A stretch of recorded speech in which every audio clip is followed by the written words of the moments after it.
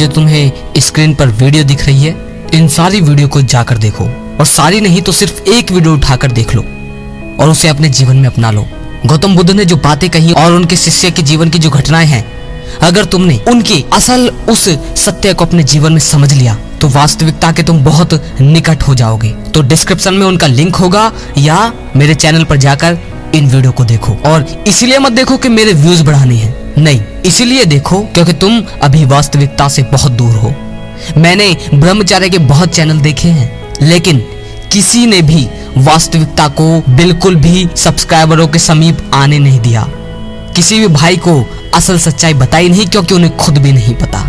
और मेरा हमेशा यही उद्देश्य रहता है कि मैं आपको सच्चाई की परत दिखाऊं। वरना वीडियो तो मैं भी बना सकता हूं कि ब्रह्मचर्य से चेहरे पर ये चमक, वो चमक, ऐसा वैसा वगैरह वगैरह, और थंबनेल कैसे भी लगा सकता हूं।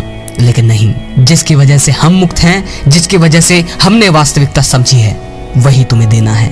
गौतम बुद्ध के अगर उपदेश को तुमने समझ लिया, उनके द्वारा दिए गए ज्ञान को अगर तुमने अपने जीवन में अपना लिया, तो मुझ जैसे क्या यूट्यूब पर जितने भी ब्रह्मचारी का जो भाषण, बेकार भाषण जो कह रहे हैं, जो दबाने की कह रहे हैं, उनके चक्कर में नहीं पड़ोगे।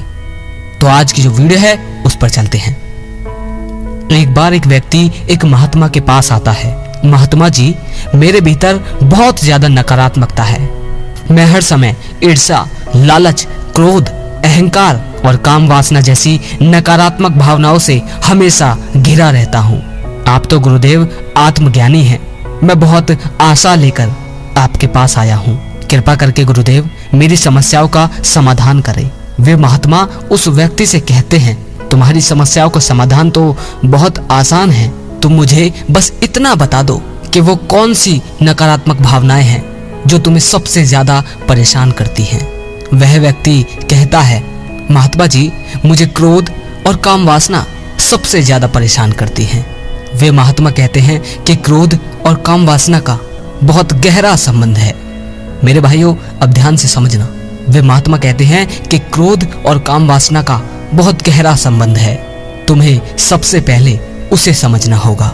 क्या तुम ब्रह्मचर्य का पालन कर रहे हो?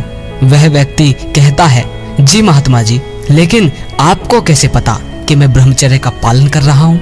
वे महात्मा कहते हैं कि मैं तुम्हारे भीतर की विक्षिप्तता को देख पा रहा हूँ। तुम ब्रह्मचर्य तो नहीं, लेकिन विक्षिप्तता तो अवश्य साध रहे हो। तुम ऊर्जा का रूपांतरण तो नहीं कर पा रहे, लेकिन उसे दबा जरूर रहे हो। तुम अपनी काम ऊर्जा को 3 तरह से व्यक्त कर सकते हो। पहला, काम वासना के द्वारा, जिस तरह से ज्यादा लोग करते हैं आजकल इस संसार में। दूसरा, इसे दबाने के कारण भीतर विक्षिप्तता पैदा होती है। ज्यादातर लोग ब्रह्मचर्य के नाम पर विक्षिप्तता का पालन करते हैं। तीसरा, इसे रूपांतरित कर देना, यानी वास्तव में ब्रह्मचर्य का पालन करना। इसके लिए साधना बहुत ज्यादा आवश्यक है। बिना साधना के, बिना रूपांतरीकरण के कोई व्यक्ति ब्रह्मचर्य का पालन कर ही नहीं सकता। वह व्यक्ति पूछता है, महात्मा जी, यह कैसे पता लगेगा कि कोई व्यक्ति विक्षिप्त है या ब्रह्मचारी? अब बहुत ही इम्पोर्टेंट, महत्वपूर्ण सवाल है जो हजारों नहीं, सबसे ज्यादा, लगभग 70 से 80-90% लोगों के साथ यही होता है। इस बात को अब ध्यान रखना जो आगे बोलने वाले हैं। वे महात्मा कहते हैं, अगर किसी व्यक्ति को लगातार काम वासना के विचार परेशान कर रहे हैं तो वह विक्षिप्त है। ब्रह्मचर्य व्यक्ति के व्यक्तित्व को जितना ऊपर उठा सकता है, विक्षिप्तता व्यक्ति के व्यक्तित्व को उतना ही नीचे गिरा सकती है। कोई व्यक्ति विक्षिप्त है, उसका एक बहुत बड़ा लक्षण ये दिखता है, उसका बेवजह क्रोध करना है। तो इस तरह से क्रोध और काम वासना का गहरा संबंध है।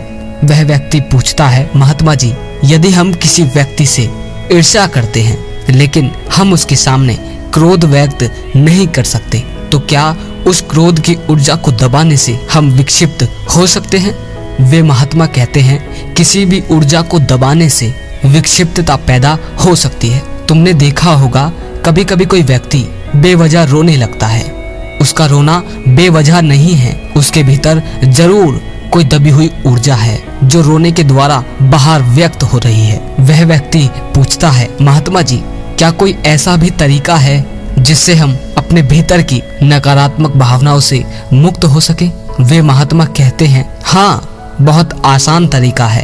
वह व्यक्ति महात्मा से कहता है, महात्मा जी कृपा करके जल्दी बताइए। वे महात्मा कहते हैं, जब रोना आए तो अपने आंसुओं को रोको मत, खुलकर रो। जब हंसना आए तो खुलकर हंसो। चीखने का मन करे तो चीखो, नाचने का मन करे तो नाचो। अगर गालियां देने का मन करता है तो गालियां दो, लेकिन ध्यान रहे अकेले में। जिस पर तुम्हें बहुत क्रोध आता है उसका एक पुतला बनाओ और उस पुतले पर क्रोध व्यक्त करो। जैसे चाहो वैसे व्यक्त करो, खुलकर व्यक्त करो, क्योंकि तुम सामने तो उस पर अपना क्रोध व्यक्त नहीं कर सकते। इसलिए पुतले पर जी भर के गुस्सा उतारो। ऐसा करने के बाद तुम पाओगे कि तुम बहुत हल्के हो गए हो, शांत हो गए हो। तो इस तरह से तुम अपने भीतर की नकारात्मक भावनाओं से मुक्त हो सकते हो। मेरे भाइयों, इस कहानी में जो बताया है कि दबाने से विक्षिप्तता पैदा होती है, इससे तुम बहुत कुछ समझ गए होंगे। जो और YouTube चैनल तुम्हें दिखा रहे हैं कि सिर्फ दबाओ या जैसे तैसे कंट्रोल कर लो, पर ब्रह्मचर्य ये नहीं है कि तुम सिर्फ ब्रह्मचर्य को मायने रखो। ये बेवकूफी है।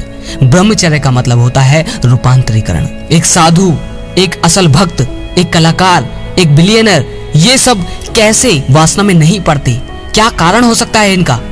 इनका यही कारण है कि कहीं ना कहीं इनकी वासना का रूपांतरीकरण हो चुका है। और इसी वजह से हनुमान जी ने कभी भी ब्रह्मचर्य को मायने नहीं रखा। उन्होंने उसके बारे में कभी सोचा तक नहीं। उन्हें होश भी नहीं मिलता था, क्योंकि उन्हें सिर्फ श्री राम श्री राम श्री राम श्री राम, वो पूरे श्री राम में मिल चुके थे। उनकी वासना का रूपांतरीकरण श्री राम में हो चुका था। समझ रहे हो मेरे भाई? ब्रह्मचर्य करोगे तो कभी नहीं कर पाओगे। 1 साल, 10 साल, 20 साल रोक तो लोगे, लेकिन एक समय के बाद उसकी शक्ति इतनी प्रबल हो जाएगी कि तुम कुछ भी नहीं कर पाओगे। तुम उसके सामने हार जाओगे। वासना एक शक्तिशाली और प्रबल ऊर्जा है, और वो एक प्राकृतिक है। मैंने जो पिछली वीडियो बनाई है उन्हें जाकर देखो, वो बहुत मायने हैं। तुम समझ गए होंगे कि असल में तुम्हें करना क्या है। अगर लगे शेयर करने लायक तो शेयर जरूर कीजिए मेरे भाइयों। और अगर यहाँ तक वीडियो देखी है तो कमेंट में लिखो, पवन भाई मैं रूपांतरीकरण जरूर करूंगा। पवन भाई मैं रूपांतरीकरण जरूर करूंगा। अगली वीडियो में फिर मिलते हैं। जय श्री कृष्णा।